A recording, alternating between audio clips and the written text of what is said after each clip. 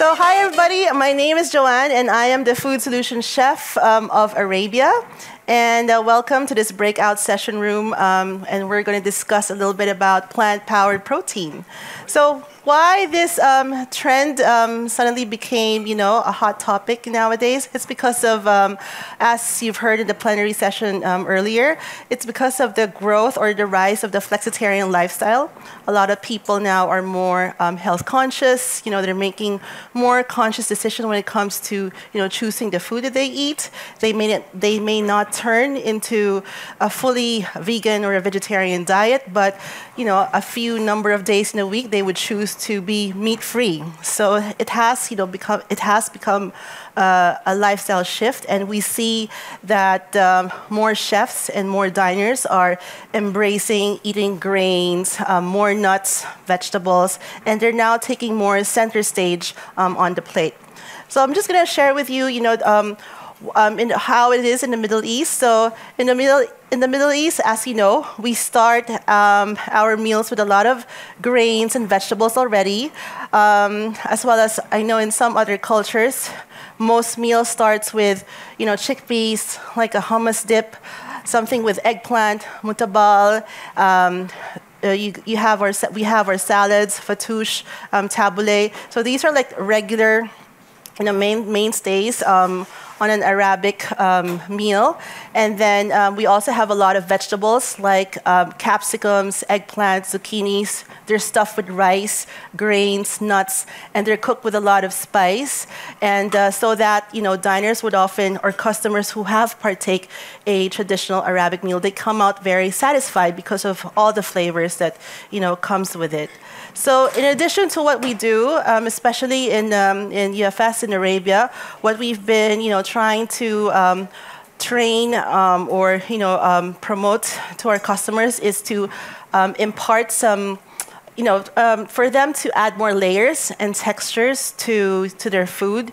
So it's also quite connected to the low waste trend wherein we introduce things that are charred. We take peels, char them, so that it gives a smoky flavor to their rice dishes. Fried food, we eat a lot of fried food over there. Whether it's vegetables or meat, we try to incorporate more pickles, more fermented food, so that there's contrast in their sandwiches, in their shawarmas, and whatever, or rice dishes. So that's what we're trying to do, is to kind of like modernize and try to incorporate more healthy ingredients to their food choices. And despite all of that, despite all the efforts of making plant-forward or plant protein dishes more attractive, there's always a challenge. But because when it comes to main meals, people still tend to choose meat. We consume a lot of lamb and chicken on normal days. So it's very, we still need to, do more education when it comes to the main meal part. So it's very exciting for me to introduce our guest. So through his strategic leadership, he has, worked his way and to influence unconsciously Googlers to make plant-based choices. So without further ado, I would like to introduce Stein Kupitz, who is the Food Program Director of Google here in EMEA. Thank you. Hello. Thanks for having me and thanks for listening. Yes, I am the food guy at Google. I do food. I don't do AI. I don't do Gmail. I don't do stocks. I don't know how to code. So please, I'm just feeding Googlers. And I'm here to tell you a little bit of what we are doing to try and make our Googlers, enable them to make a few better choices and to stimulate our balanced plant-forward approach of our program. We are not a vegetarian program and we're not a vegan program, but we strongly believe in enabling people to make better choices, which I will talk you through a little bit. So our mission is to inspire and enable the Google community to thrive through their food choices and experiences. This, to me, is the most important slide, because this shows how big we actually are. We are a corporate food at work program that we serve to 240,000 people every single day. We serve 240,000 meals every day to almost 160,000 people around the world at Google. So that's almost 60 million meals per year. And we are a free food at work food program. So if you imagine that we were to be a commercial restaurant group operating in 57 countries, 145 cities, we would probably be in the top 5 of the biggest restaurant chains in the world, which is pretty staggering if you think about it. The reason why I think it is so important to show you this slide is to really show the scale that we're operating at, which, if we enable people to make better choices through food, the impact it has on the environment and on the health of Googlers and, the people that they're with. So we are only a small team of global Googlers working on the food program because we are outsourcing our operations. We build almost like a franchise model. We do that together with 60 food service partners who employ 13,000 people that work across the globe in our accounts, being at data centers, Google offices, and that sort of thing. We also operate 1,500 micro kitchens, 386 restaurants. We call them cafes. We also have 14 teaching kitchens, and we drive around 49 food trucks, predominantly in the Bay Area in the US. But like I said, 57 countries, 145 cities. That's quite a big global reach. So these are some of the vendor partners that we collaborate with in EMEA. So if you see your name that you work for, come and say hi afterwards. You might have heard of roof shots and moonshots. So moonshots especially are those bold ideas that you think are never going to happen, but let's give it a try anyway. We wouldn't be Google if we wouldn't have our own. So we call them food shots. And of those, I'm going to share our 4 food shots. So make food systems information universally accessible and useful is number 1. And I will talk a little bit more about the individual ones afterwards. As I said, enable individuals, as in our Googlers and their guests, to make informed and personally relevant food choices. The third one is to shift diets and food cultures towards sustainable, delicious, and nutrition options. And make food systems more resilient.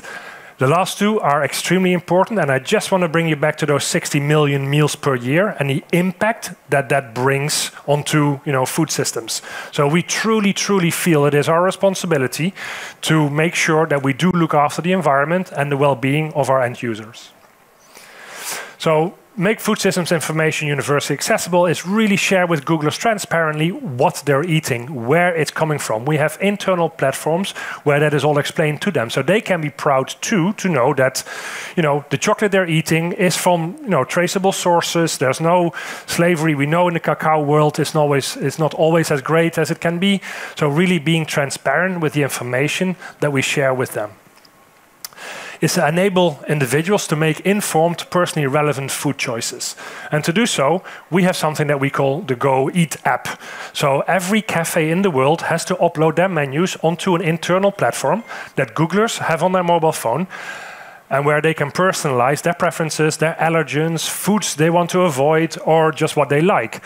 So based upon wherever location they're in, this application will actually give them recommendations of where to eat, what cafe to go to, and all that sort of stuff. So really enabling them to make better personal choices.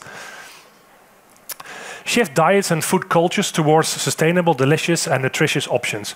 It is no secret. We all know they're based upon the blue zones. We know that the Mediterranean diet is good for everybody. So we really encourage our vendor partners and work together with them to really sort of try to focus on some of those dishes and those food cultures, because we know it's proven to be sustainable and also healthy for people. Make food systems more resilient. Think again, 60 million meals per year and the amount of procurement volumes that drives. So it's very important to us. So hence, we created a whole set of sustainability and procurement guidelines that we ask our vendor partners to procure through. So we have been very, very specific of what we want them to buy and not to buy, especially. So for example, none of our meat proteins will have antibiotics in there, because we know the more antibiotics that are used in meat and we as humans consume them, we become immune. So when you get ill and you need antibiotics, it won't work anymore. So very, very important for us. Plants, we're bold, food shots. By 2030, we want plants to be 50% of all our proteins used at our Google sort of infrastructure. So we have a little bit of work to do, but we started the journey in 2017. but we're getting there. We are very, very confident that we are going to achieve those targets. Also because we take Googlers on the way, and Googlers are actually buying into that. We know what is important to them. We do have data. Google, if there's one thing that we're not short of, is what is data. So we know who the Googlers are, and we see what they Google, Excuse the pun, but it is true. So we know what is important to them, and we use that to our advantage to build programs. And this is just a very small example of how much fun my job is and how impactful it can be. I'm based in Ireland, in Dublin, because that's where the EMEA HQ is, and it is flabbergasting. Ireland is known for Guinness, leprechauns, and potatoes. But what they also do, they export all of their potatoes. So every year, the Irish are importing 72,000 kilos of potatoes, which is crazy if you think about it.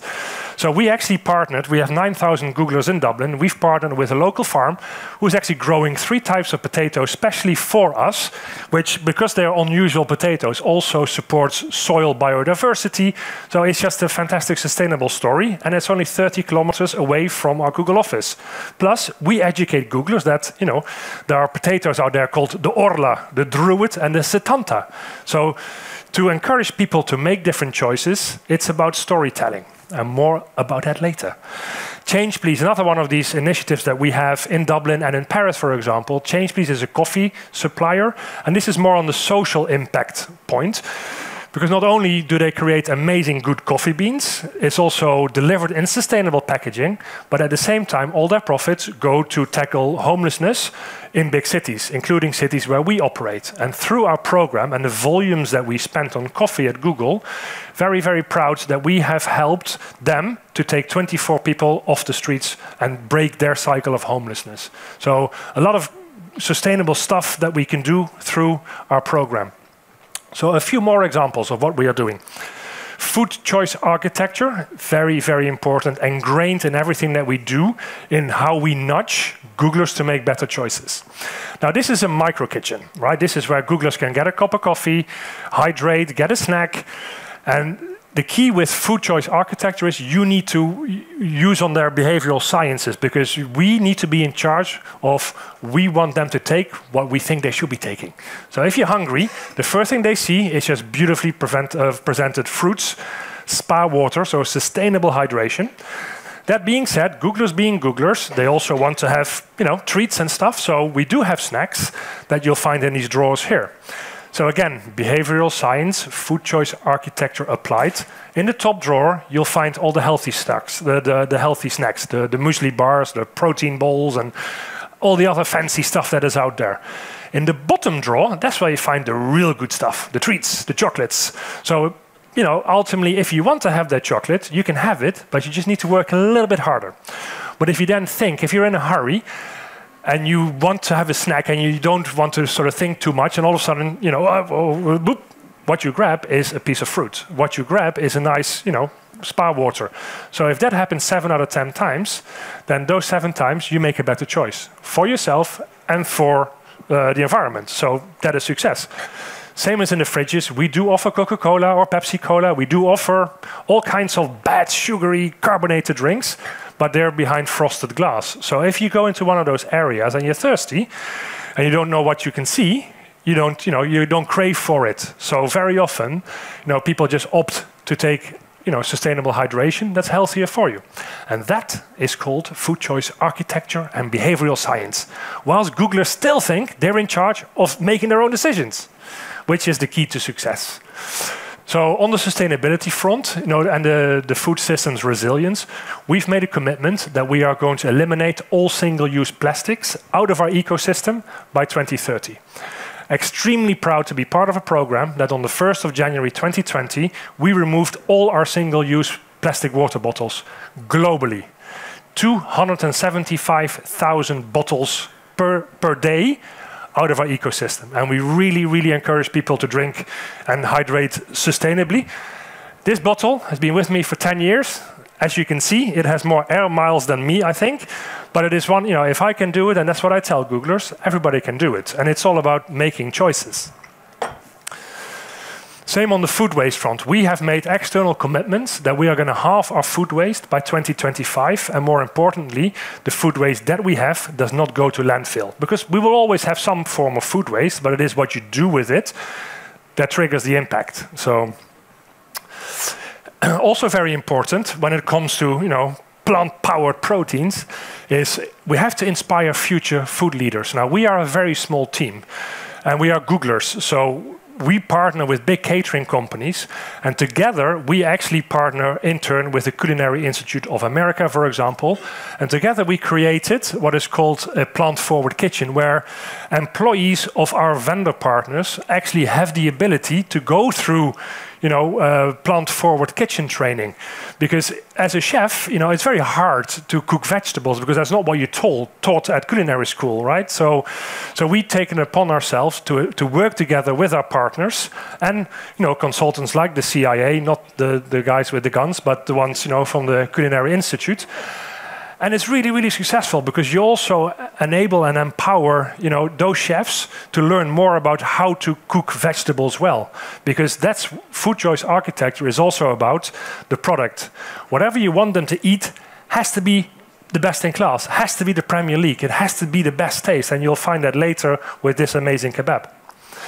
Food choice architecture is not rocket science. Supermarkets have been doing this for many, many, many years. That at checkout, that's where you have all the naughty stuff, that kids love, all the bad chocolates, everything, because as parents, and I have 2 young-ish kids, you drag them into a supermarket, and after 30 minutes, that's it. My resilience is broken. Daddy, I want this, I want this. So they do it right at checkout where you're queuing, and that's where you give in and you give chocolate. So we do it the other way around. We want to make the best choice the easiest choice, so they feel left out if they don't have that best choice. So that is what is food choice architecture. It is really about, the product has to be right and deliver the right message at the right time and place. Again, not rocket science. Yale have been doing this for a long time, who we've partnered with in the past. Who? Do you want me to? That's fine. Bit of a smile, no? It's really the fear of missing out. And these pictures, I didn't get them off the internet whilst Googling great food shots. Now, these are actually coming from our cafes in our ecosystem in EMEA. It's really, you got to entice people. And this is all balanced plant forward. You've got to entice people that they miss out if they don't get this dish. Freshly prepared gnocchi. It's great, right? Who doesn't, it's not a punishment to eat. Same as these dishes, it's really all about, the presentation, really making it the show plate, whatever you want them to eat. And this is, just to finish up, an interesting pilot that we run in a couple of our sites where, and again, it's food choice architecture, the right message of the right product, right? So 1 week, we had the same dish and we called it Italian vegetable pasta bake. So we monitored the uptake of it. And I'm not going to do my bad Italian accent, but the next week we served exactly the same dish, but we called it gnocchi alla romana, buffalo mozzarella, confit garlic, and roasted tomato ragu. And guess what? 30% uplift in exactly the same dish. So it's not rocket science. Another one here, okay, lentil stew. It was called 1 week. The week after, it was called Moroccan spiced lentil stew and tempeh tagine.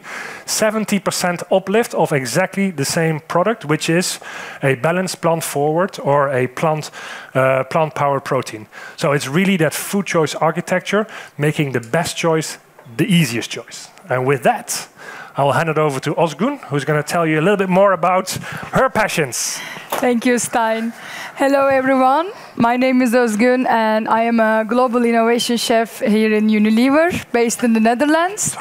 But as you can see from my flag that I'm not originally Dutch, I'm coming from Turkey, which is the kebab land.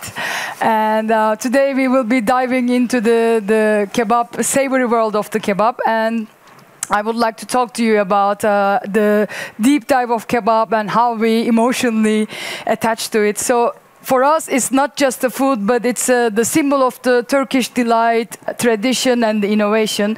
A kebab is, or maybe I can say the sultan of the Turkish cuisine, is originated from the soldiers of the Ottoman Empire who grilled their meat on their swords over the open fires. But since then, it has been evolved into a culinary masterpiece.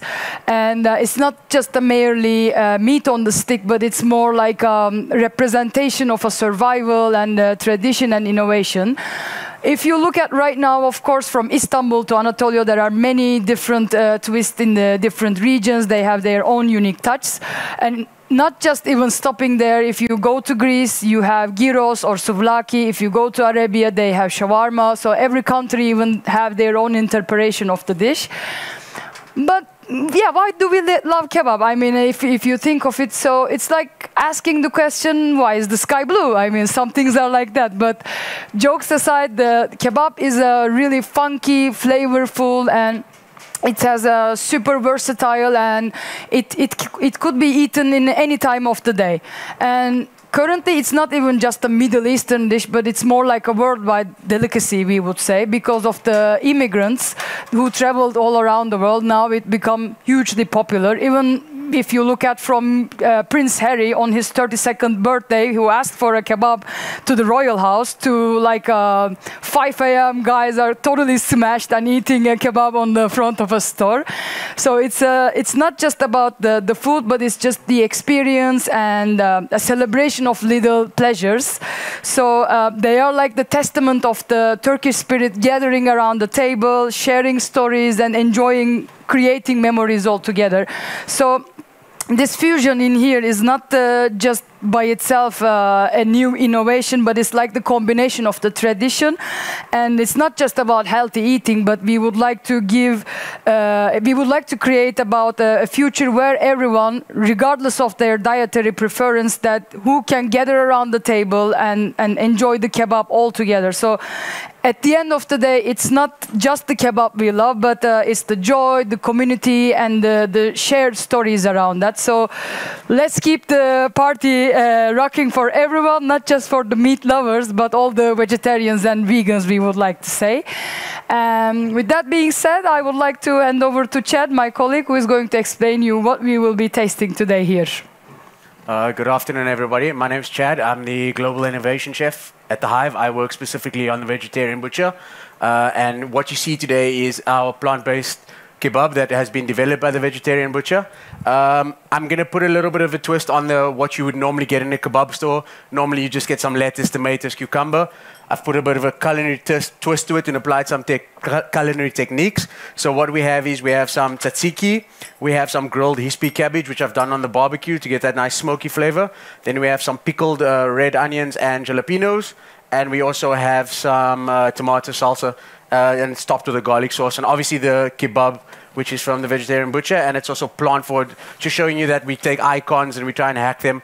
So I'm sure you're quite interested to see, like, does this cut like a kebab? You've seen these in stores. So basically we have the shaver. I do have the big knife, but I do value my arm, so I won't use that. I'm not that skilled at it, so this is for amateurs. So basically you can just see how nicely it shaves, the structure, the texture. You can see the maillard on the outside. It's exactly what you would get in a kebab store, because you have the maillard on the outside and you have the soft texture on the inside. So you have that crispiness, you have that contrast in bite. I think my colleagues will hand out some of the dish. And if you have any questions for any of us in the room, please feel free to go for it, and we'll try and answer to the best of our ability. And thanks for joining us as well today. Yeah. Thank you. What is it made out of? So it's soy-based, but all the soy is ethically sourced soy. So we're very conscious about where we get our soy from and what kind of soy we get. So we look for ethically sourced soy with the best quality. So it's also got some seasoning in it, some oil, some binders from citrus fiber that give it the structure and the texture. So that's another thing that's in it as well. So I think once you taste it, oh my God, it's kebab. Yeah, that's hopefully the experience for you. Any other questions? Shall I take that off you? Here you go, ladies. Oh, 1 second. No, it's not. There you go. Yeah, when you're processing the plant-based meats, Ladies, how much processing is going into that, and what functional ingredients are you putting in there? I found that a lot of the plant-based meat substitutes have a lot of processing and are not attractive to the plant-based eater. Yeah. So I was just wondering what So makes what this different. we try and do it, put it through as little processes as possible. Also using a lot of clean ingredients and like clean label ingredients. So that for us is also key. Using clean flavors, clean ingredients, things like that. Also trying to put it through as little of the processing as possible. So as little steps to get you to the end product, if that kind of answers your question. And the binders we use are all, it's ethically sourced, it's good binders. It's nothing that's E-numbers or anything like that. It's all healthy things that we try and, things that are generally used within the food system. Yeah, cool. Thank you.